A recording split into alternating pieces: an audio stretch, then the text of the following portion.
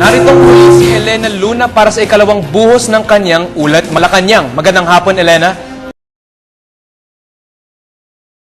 Kapatatapos-tapos lamang ng formal na panunumpa kay Pangulong Aquino ng dalawang bagong opisyal ng gobyerno.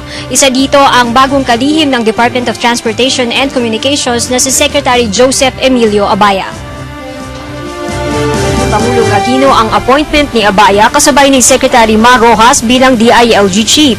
September 19 naman kinumpirma ng Commission on Appointments ang pagtatalaga ng Pangulo sa kanya.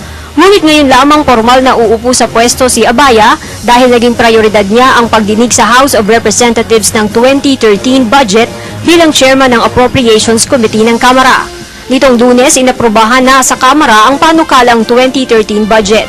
Nauna nang sinabi ni Abaya na ipagpapatuloy niya ang mga nasimulang proyekto ni DILG Secretary Mar Rojas sa DOTC.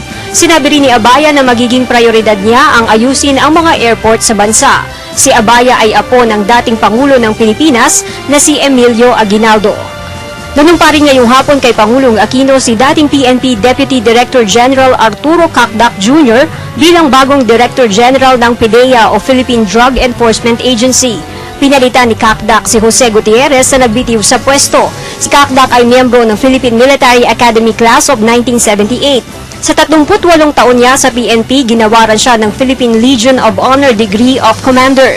Ilan lamang sa mga hinawakan niyang posisyon sa PNP ang pagiging hepe ng NCRPO Intelligence and Investigation Division at Pasay City Police Chief.